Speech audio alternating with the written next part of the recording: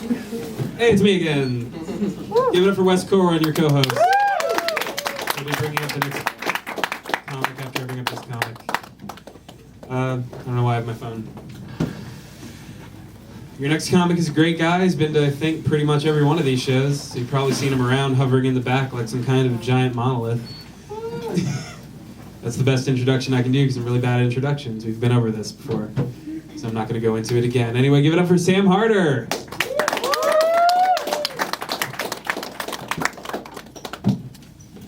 I brought a set list because these motherfuckers ain't paying me. Right, guys? Right. How about that money? Thanks for feigning interest in that. I really love doing stand-up comedy because it gives me a great excuse to get blackout drunk in a coffee shop or a comic book shop. Damn, I fucked up my first joke. God damn it, I just totally gave away that I normally do comedy in coffee shops. You know, I was gonna use if I did get paid, I was gonna use that money to buy Pizza Hut. And I didn't get paid, and I had to eat shrimp linguine that I bought at Valero. Oh, yes. It was pretty good. Don't judge me with your fucking groans.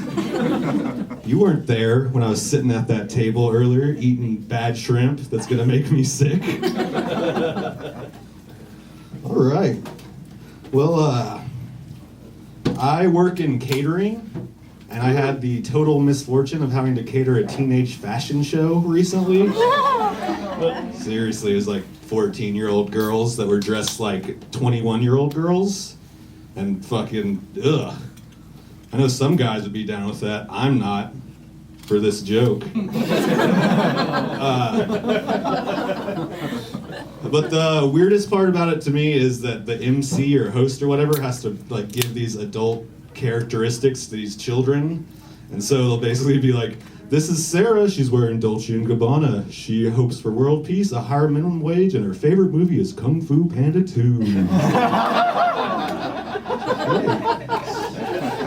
What happened there? Because I thought Kung Fu Panda 1 was better, personally.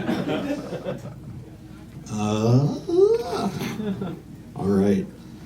There's fuck it, I'm gonna do this joke anyways, even though it only works in rooms full of black people. There's one back here. There's one.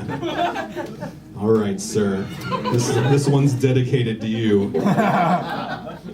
I want to open a Crip-themed Chinese food restaurant, Crip like the street gang. I'm gonna call it Seawalk. Thank you. There were a couple people that enjoy gangbanging and wordplay. Oh, we're throwing up gang signs here. The Dallas Cowboys jersey. Uh-oh. We got some legitimate gang members in the third row, I think. Pretty sure I saw that guy smoking a joint in the parking lot earlier. Part of doing stand-up is you kind of have to talk about parts of your life you might be embarrassed to talk about in other times, and like feel like I'm in this comic book shop full of fucking nerds, so I can share this. I used to be a really big fan of the band Insane Clown Posse. Like, really big. I never, like, painted my face. Like, I wasn't a true juggalo. I wasn't down with the clown like that, but the first concert I ever went to was Insane Clown Posse. And I was, like, 12 years old at the time. I thought it was really cool. At one point, Violent J, the fatter of the two, my role model at the time, took a bottle of Faygo and chopped the top off it and shot out into the crowd like a rocket. And it just landed right in front of me, and I was like, holy shit, Violent J, touch this, I'm taking it. I took this Faygo bottle home, and I held on to this piece of garbage for 7 years. True story. This girl's looking at me shocked. But that's not that bad. I shouldn't say the next thing that I was going to say. Yeah, you should. Come on. No, I was just going to admit how trash my apartment is. I host an open mic, and recently another comedian told me they quit their job at Mr. Gaddy's because I made fun of them about it.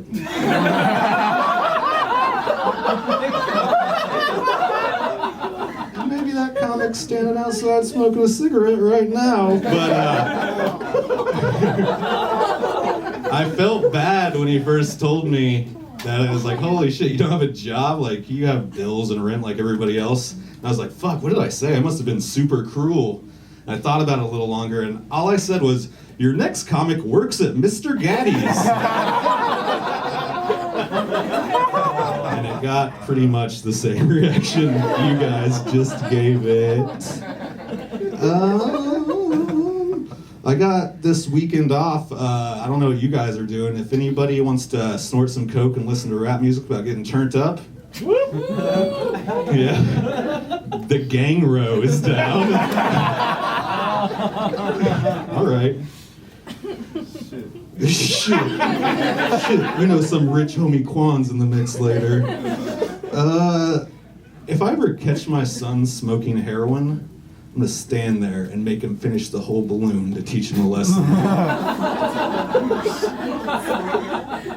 But it's only because I accidentally smoked heroin once. True story. I accidentally smoked again 13 or 14 dozen times. Don't do it. Or do, because it's really fun. You make your own decisions. I just say that so you can't sue me later.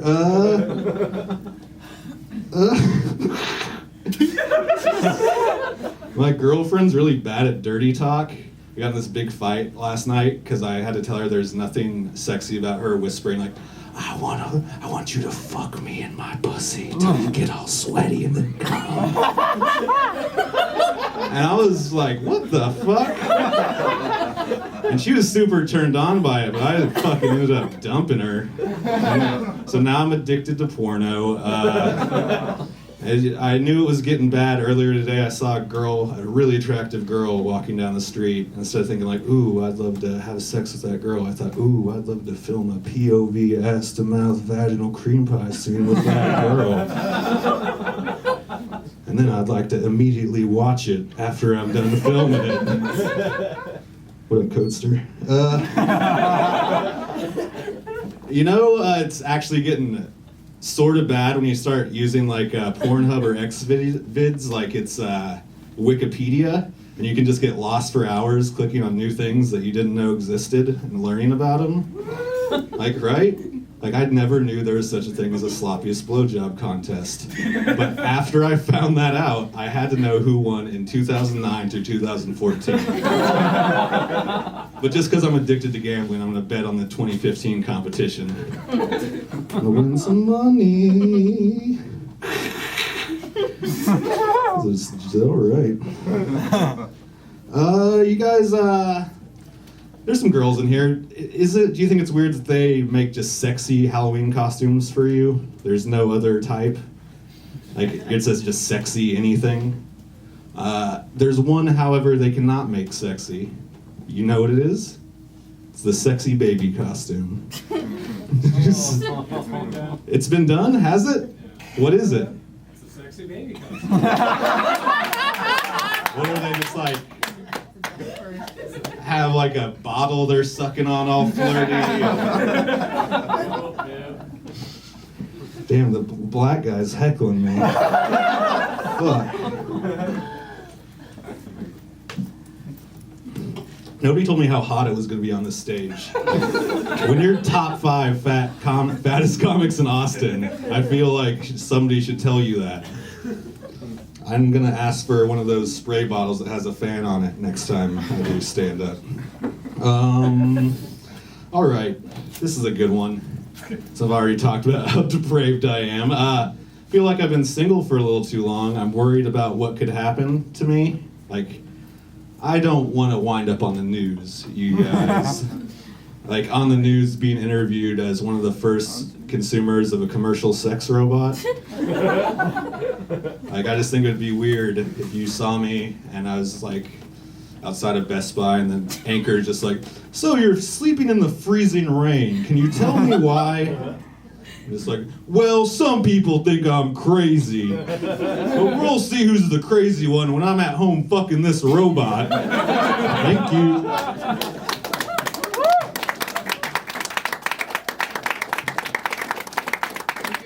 That was really good. Good.